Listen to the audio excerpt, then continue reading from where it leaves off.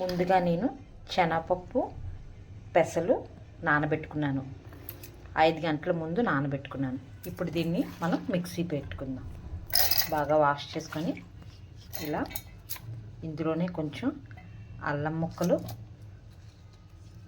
పచ్చిమిర్చి వేసుకొని బాగా మిక్సీ చేసుకుందాం. ఈ విధంగా మిక్సీ పెట్టుకోవాలి. చూసారా, అంత మెత్తని పేస్ట్గా కాదు, అలానే గరుగ్గా కాదు. ఈ విధంగా మిక్సీ పెట్టుకోవాలి.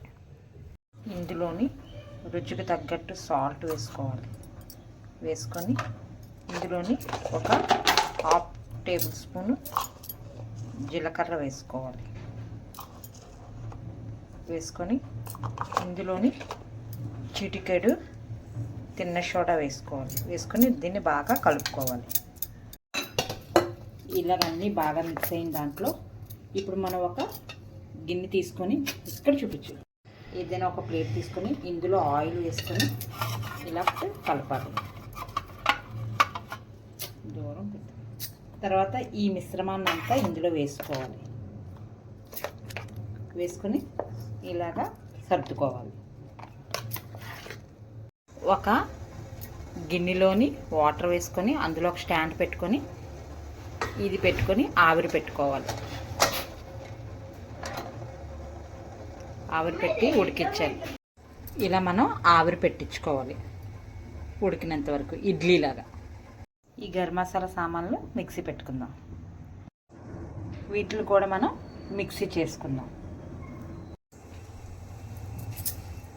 ఇప్పుడు మనం ఆవిరి పట్టింది అయ్యిందో లేదో చెక్ చేద్దాం. చూసారా, ఇలా పట్టుకుంటే చాకు కానీ ఏదైనా పెట్టిలా అంటుకుంటే అవ్వలేనట్టు, అంటుకోకపోతే అయిపోయినట్టు. చూసారా, అయిపోయింది. దీన్ని మనం చల్లార్చాక చిన్న చిన్న పీసులుగా కట్ చేసుకుందాం. స్టవ్ ఆఫ్ చేసుకుంటున్నాను నేను. ఇందులోని ఆయిల్ వేసుకొని, ఆయిల్ వేడెక్కిన తర్వాత మనం మిక్సీ పట్టుకున్న మిశ్రమాన్ని వేసుకోవాలి. ఈ మిశ్రమాన్ని వేసుకోవాలి.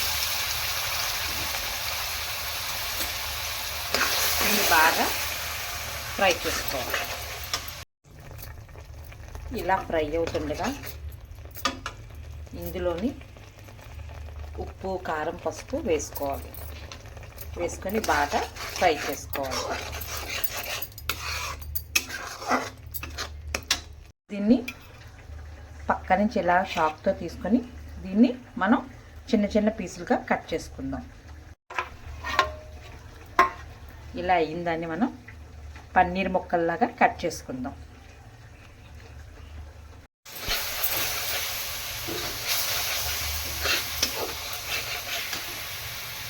ఈ విధంగా ఫ్రై అవ్వాలి. ఫ్రై అయిన దాంట్లో మనం కోసి పెట్టుకున్న ఇవి వేసుకోవాలి. పన్నీర్ ముక్కలు వేసుకొని బాగా ఇందులో ఫ్రై చేసుకోవాలి. ఇందులోని ఒక చిన్న గ్లాసుతో వాటర్ వేసుకోవాలి. మనకి ఎంత గ్రేవీ కావాలంటే అంత.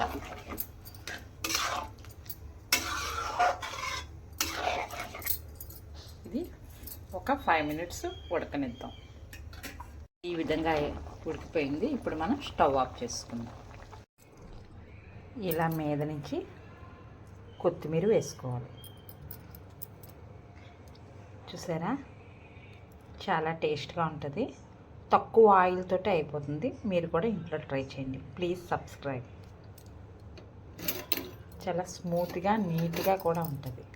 ఇలా మీద నుంచి కొత్తిమీర వేసుకోవాలి. చూసారా, ఇది రోటీతో కానీ జీరా రైస్తో కానీ చాలా బాగుంటుంది. మీరు కూడా ఇంట్లో ట్రై చేయండి.